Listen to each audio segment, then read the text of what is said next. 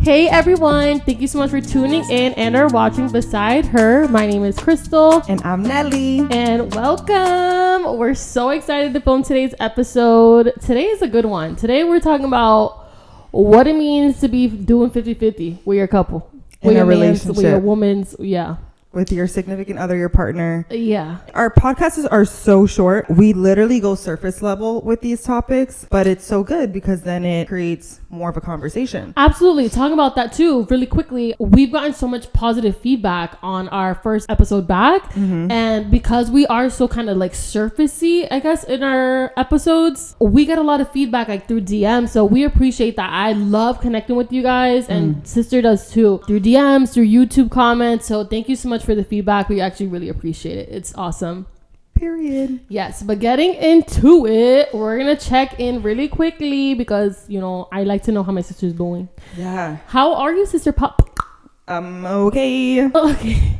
Just okay. No, seriously, I'm not great. I'm not good. I'm okay. Good. That's fine. I'd rather it be there than bad or poor or disgusting, terrible. Yeah, you know? no. I'm doing better. Like mentally, I'm really proud of myself of the work that I'm doing. Me too. The inner work. Yeah. I think the past year and a half, I've really focused on my health, not necessarily like my physical health, like exercising, eating, or whatever. I'm saying things that I never really focused on, like my mental health, my dental health. Yes. I just want to be healthy and like live as long as possible for my kids. You're so sweet. See, on the drive here, I was actually thinking about how different you are from maybe even a year ago. Yes. Even this past summer, you know, it's been a 180 and I absolutely love it. I commend you for it and I look up to you for it. So, oh, thank you. I do feel bad though, because I do see that my anxiety traits come out still, even like with you, where I'm the person where I tend to push people away very easily.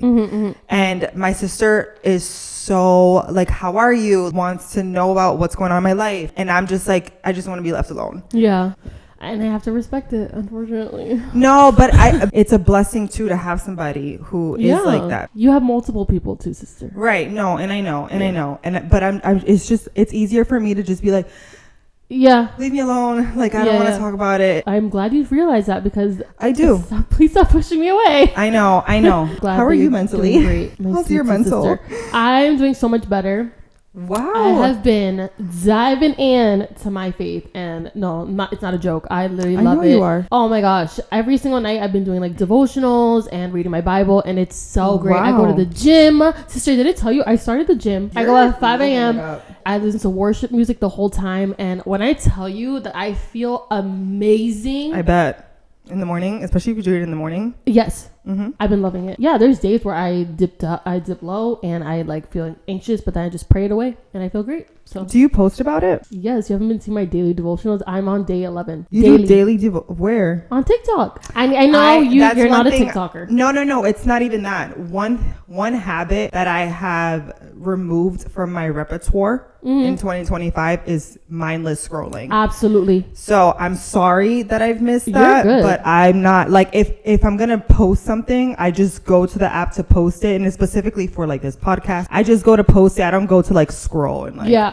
I'm trying to do that too, sister. Honestly, this year, like, I'm really trying to see good content then. Oh, that's all right. I'm gonna move them over to Instagram because of the whole TikTok ban that's happening. Oh, I don't know Guys, if that's real. I don't know if it's gonna happen. And if it is, please. We are kind of more active on Instagram anyway in terms of conversation wise. So just meet us there, please. Anyways, let's jump into this episode. Okay, I'm excited for it. Yeah, let's do it. So 50-50 in a relationship, right? Is it realistic? No. Thank you. Short answer. Podcast over. Have a great day. Thanks for watching. No, seriously though, 50-50. You can't expect it. You always, I was told this by a great woman in my life. She's like, listen, you are going to do more all the time. Don't expect your partner to do more or whatever. As a woman, it's just what it is. Especially the type of women that you and I are and the women that we are around. We do a lot. Yeah. And it's just because that's just how we are. We're controlling in a sense that we need things to be done our way, or it's like, you're doing it wrong. That's the problem. I think you've touched on so many different things in that one little comment that you made. Not little, it's a big comment, because everything you said, I 100% agree with. Absolutely. But one of the things that you said that it just resonates so deeply is, first of all, expectations. Yes. I have still need to learn how to let go of expectations, because expectations, for me, in my opinion, lead to disappointment. Absolutely. So I just can't have those expectations. I've learned now that without having expectations, and when things happen without me expecting it to happen from my partner or someone else, it doesn't matter. I'm happily surprised. Pleasantly surprised. Yes. You're like, you brought home toilet paper. Oh, the littlest things. Absolutely. Like even today. Oh my gosh, thank you so much for putting diapers away. Yeah. When you think about it, it's like, why am I thanking you for doing that? Yeah, I love that though, because before I gave birth, I had this whole expectation of I'm gonna sleep all morning.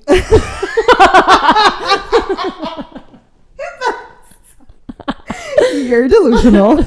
I am gonna sleep all morning. He has the morning shift, and of course, some days he did. Absolutely. Yeah. Was it all the time? Heck no. Now, in hindsight, looking back, I'm like, how dare I even expect so much? I was so influenced by like seeing things on social media. Oh, yeah. You know? Yeah. And I'm like, oh, like these people have a nighttime routine, a morning routine, and she gets her sleep and this and that. And I'm like, why have we not figured this out? It's a lot. But at the end of the day, yeah, if you expect it and it doesn't pull through, that grudge, oh man, it leads to disappointment, it leads to resentment, it leads to so many negative things, and unbeknownst to you, start to change in your relationship.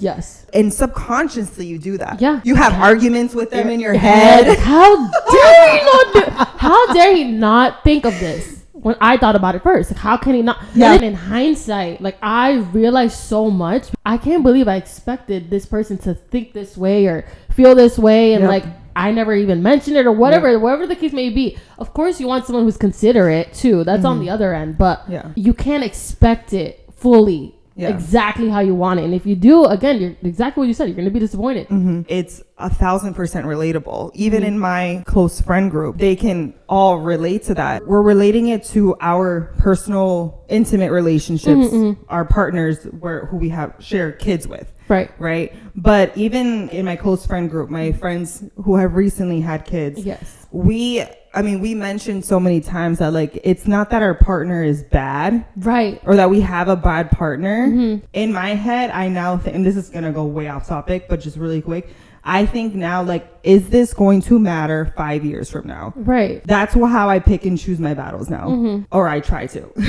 Most of the time. Right? Yeah, most of the time. Is this going to matter 5 years from now? It is 100% a work in progress. But just because we're saying we don't have these expectations anymore, or we don't have the expectations because we don't want it to lead to disappointment or resentment, it doesn't mean that we have terrible partners, or that I have a terrible partner that doesn't show up for me. Yeah. You know what I mean? Yep. It's just these little minute things that we think of immediately. Like, women have a sense of urgency that men do not. Oof. Yes. I want to throw this mic down my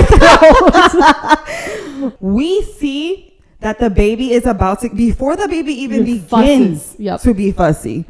We're in there. We're all up in that. Before my kids even think about asking for breakfast is already being made. Yes, absolutely. We're just actually going to take this moment to meditate. No, I'm just kidding. Can we take a moment of silence? No, seriously, this topic is a lot, and it is a lot. It's a lot, especially in this day and age. Like this day and age, the world has shifted completely from what it was back then. Good point. Back then, we used to see men go out and hunt and gather, and they would bring it home, and the woman would prepare and take care of the home and the children. Right? That's what we were supposed to do. Right. Then we started taking on the men roles by working and providing income. Men roles. Yeah, and thank you for that, because I was also going to say that's... I put quotes up if you're listening. Yes. Air quotes. Air quotes. So now women, we work, we take home income, and we also provide at home in terms of caring for the home, cooking meals. At least this is for our situation. Now, when we're speaking about majority. I know there's situations where they're one-offs and there's men that cook and clean or whatever. Right. Because the woman is making more the income. Right. But we're talking about the majority of the situations that we see, because women have also taken on those roles of, especially our culture, our Latin culture. Absolutely. Yeah. Girl, our Latin culture, the machismo. Absolutely. The men are always working. They're expecting the women to be home cooking, and there's a cooked meal at all times. I get home and there's a cooked meal. That is the mindset in the Latin culture. Absolutely. But this is what I'm saying is nowadays, though. Right. It's so almost impossible to live under one income. Oh, it's almost impossible. And so that's why women have had to go out and get jobs. Yeah. And get, in America, and get jobs and also help provide, which leads to burnout. It literally leads to women going insane because they have to deal with having a job, putting the kids in childcare, dealing with the home life. It's a lot. And so that's why if we're expecting 50-50, babe, I better come home to you being in your, what do you call that?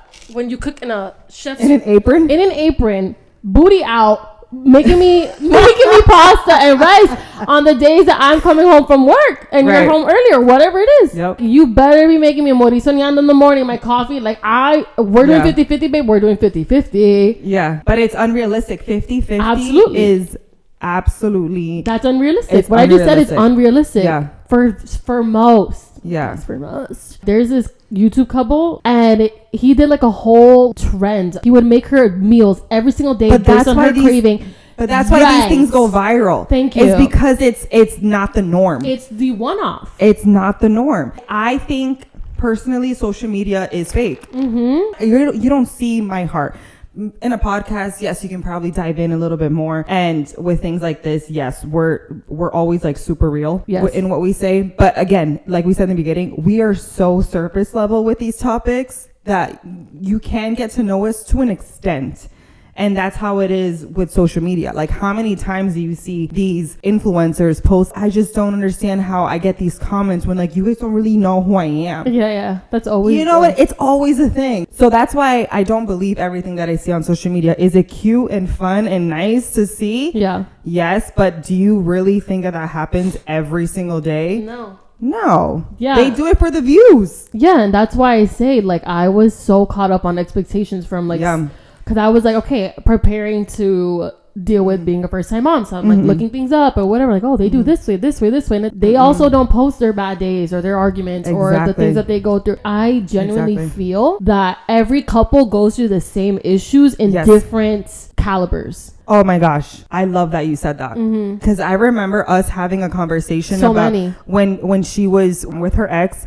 And I would tell her, you know, I experienced the same thing in my relationship. It's just the way that we handle things. Absolutely. It's the way you handle conflict in a relationship is how you know that relationship is going to last. Yes. If you're good in a relationship, the good times, like, that's easy. Yeah, they're good. They're good. That's easy. Right. It's how you handle conflict. That's where my line always is. If I'm disrespected, if the biggest thing is disrespect, if I'm ever disrespected, if my boundaries aren't respected, if I'm not given time, like alone time that I need, if those are like my top three things, if that's not happening in my relationship, in my intimate relationship, we cannot be together. Yeah. So I have a question for you. Yeah.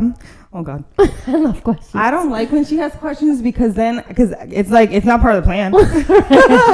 Well, I've asked her this, and I've asked her in front of her partner. Their dynamic is hilarious, but would you ever, if he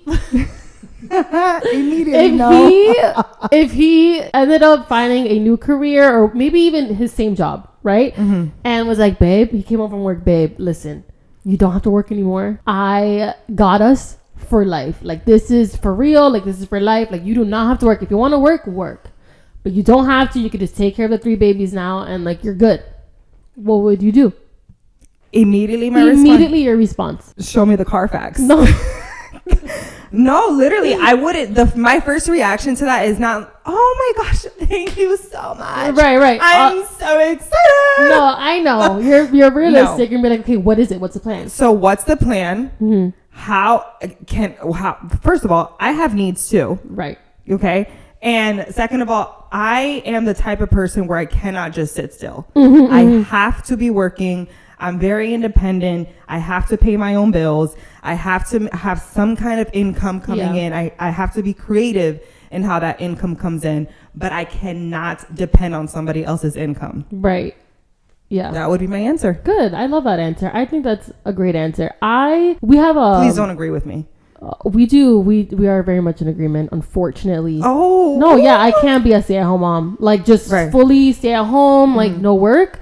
I can't do it because of the income thing. Like, this does not mean that we don't love spending time with our kids. No. If I could do this as a job, like do our podcast and like this is our career, I would do that because it allows us time with our children. Right. That's why I love my job, because of course I don't love working, but I get to be home with my child. Right. So, okay. You know, and I have my income to pay my bills. But I agree with you in the fact that like no matter who we are with, humans are super unreliable. We're sinful. We're unreliable. We can't fully be trusted. I understand you have 3 kids with this person and he would probably die for you. But still, things happen in life. What if he ends up losing his career? You know what I'm saying? And you both are like, what are we gonna do? So that's why it's so important. At least for me, I can't fully no work, no income, and be like, hey, I need $50. Absolutely not. I can't even picture myself asking. Can you give me money to get my nails done?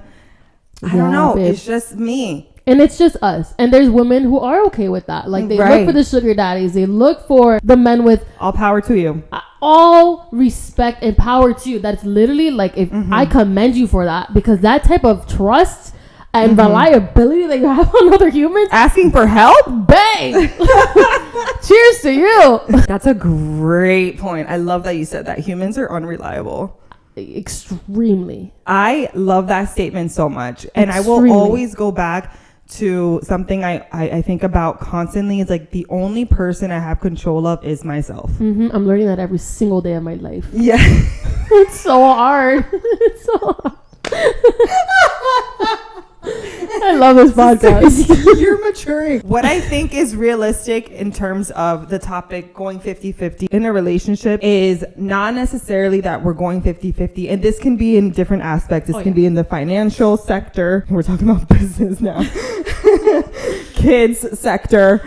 Chores, household sector. Yeah. I think that you don't really know someone until 1, you live with them, and 2, after being with them for years. Like it takes a long time for you to really know somebody and know like their little habits. And what I think is realistic in a relationship is acknowledging that there are things that I'm good at and there are things that he's good at. Yes. And I need to respect that. Yep. And where he can't show up, I should not expect him to show up in the things that he's never shown up for. Sister, I'm going to drop this mic and go home. That was amazing. Oh, thank you. I'm a grown up. I'm a grown up. Yo, but that is so factual. It's beyond facts. When I tell you that, and I can't. Wow. I have to thank my therapist. I'm sorry. Therapy works. That mind shift was so life-changing to me.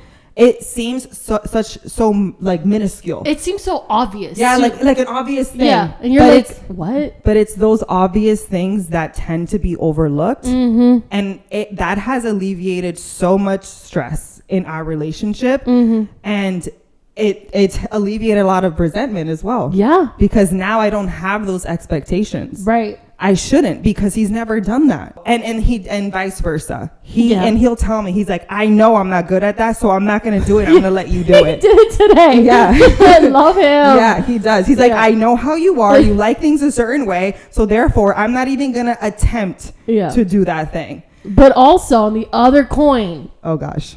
No, you mentioned this yourself in front of him. On the other coin, it's like some men use that incompetence as an excuse. Yes. They be like, you know what? I've never cleaned the toilet, so I'm not gonna dare learn, because why should I? I've never done this. You're a woman. You know how to do this. You should just keep doing it. The service of learning something just to take it off someone's shoulders is so appreciated too. I find that so sexy. Yes, I find that attractive. Huge turn on. They actually say for a woman, if you want to have like the best sex ever, is to start turning them on in the morning. Do things for them, acts of service. They're gonna be like, yeah, baby, come here. It's the acts of service. Yeah, 100%. So 100%. Some men do use that incompetence to be like, you know what, I can't and I won't and I'm never going to. Can you try, babe? Yeah, can you try? And there's different seasons of life. Like right now, 7 months pregnant. I don't care how you do it. Just do it. Right. Because I'm tired. I'm exhausted. Yeah. I can't think straight. I'm out of breath. I can't even talk. That's why sometimes I take the mic away from me because I need to breathe.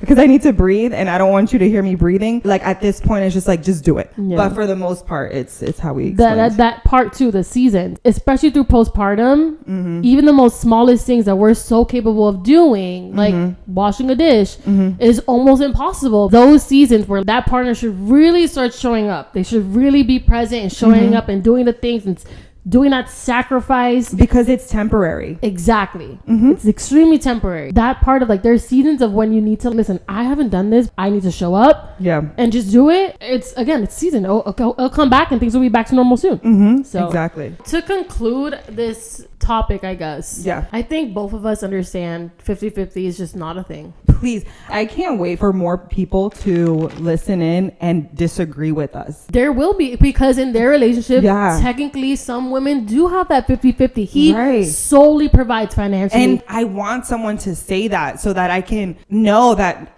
we're not the only ones that think this way. Yeah. And that's okay. It is. Yeah. There's things that work for other people. There's girls I know that they don't work. They just stay home and they are... And they're thriving. Their bills are paid for by random men. And it's like, they feel great. I can't relate. Right, exactly. And I don't want to. Like, respectfully, I really just love learning. I love learning about other worlds. Yes, me too. Going back to like the mom role versus dad role that we were talking about. Point blank period. Dads, men. Again, we're just talking about men and women, okay? Having children. Yeah. Dads, men, especially if the woman is breastfeeding, they're useless. Absolutely useless in the beginning, because the baby just needs mom and to be breastfed. They're eating and sleeping. That's all they're doing. At least the first six weeks. The first 6 weeks. Yes, of course, the skin to skin that the dad can do, but the second the baby, here you go. Yeah. Give the boob. That's how it is. That's all it is. Yeah, they can't be really entertained with TV, with nothing. Yeah. With that though, if that's the case, if you're solely providing for this child, that man needs to be present in other ways around that house. Exactly. Point blank period. Like, it can't be the baby needs you, so like, what can I do? I'm just gonna sit here and watch, or I'm gonna go off and do whatever I want to do while you do this. Yeah. Absolutely not. Absolutely not. This is getting personal. It's not getting personal at all. I feel great. Basically, with the whole mom role versus dad role, when kids are introduced, in our experience, when kids are introduced to the family, I have felt that my life has changed a lot more drastically than my partner's life. Being someone who likes to work, who likes to make money, when my work schedule is disrupted, I used to panic. Every time the kids are sick, who takes the day off? Me. Mommy. That's Mom the takes the day parent. off immediately. Anything happens, the kids don't have school because there's a holiday. Winter vacation.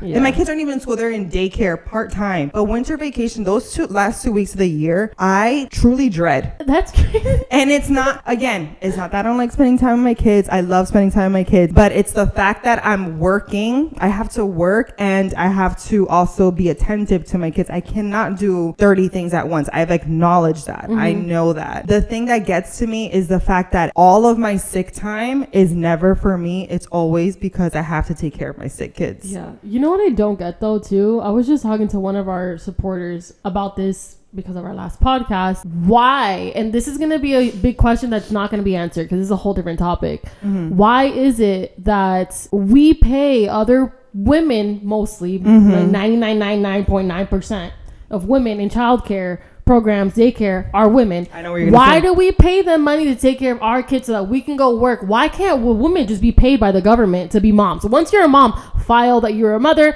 certify that you're a mom, and now you get to stay home and we're going to pay you. Why are we paying other women to take care of our kids so we can go work? Then that money that we're making for work goes back into the daycare. It's the systematical way that this government works is beyond me. It makes zero sense. It does not make sense. And I've only realized that after becoming a parent, because there are other countries who pay you 16 months time off. Oh yeah. You get here maybe 6 weeks if you're lucky. 12 weeks. Okay. If your company provides that, then that's even better. They'll give you more weeks. If you're just sticking with the government, 6 weeks, maybe 8 if you get a C-section. You can't even. Yep. You can't even separate a dog from the owner, mother, breeder. You can't even separate them after their 8 weeks. So we get 6. Yeah.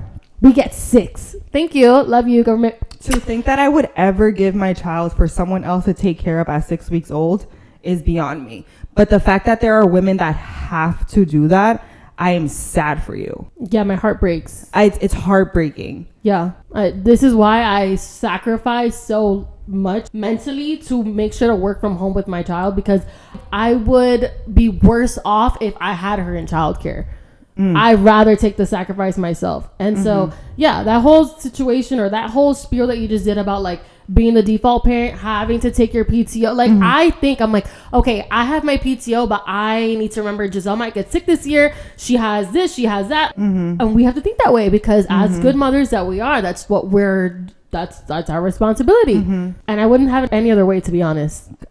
Good for I you. really wouldn't. Good for you. I really wouldn't. But yeah, that was a big topic. I think we touched on 700 things, 700 topics within this one topic that can be delved into even deeper. Yeah. But I love the things that you said some really groundbreaking things. You did too. You broke my ground a few times. I literally wanted to stuff the mic down my throat. So that was like, she's going off. Oh, she's good. Going off. I love it here. But I hope if you're watching, if you resonate at all, like please message us. I love it. I know she loves it. I love it so much. Yeah. But I want the ones that combat us so bad because challenge us. I love the conversations. Absolutely. I love learning about how other minds work. I love just learning about humans. Yeah. Even if I can't understand you at all, like if I can't relate, it's I like to still learn. Yes. You know what I'm saying? Like 100%. If there's like a mutual respect, that's all it is. That's all I care about. That's it. Yeah. So if you're still here watching, thank you so much. We appreciate you. We see you. We thank you. And we love you. We hope you have a great day. Bye. Bye.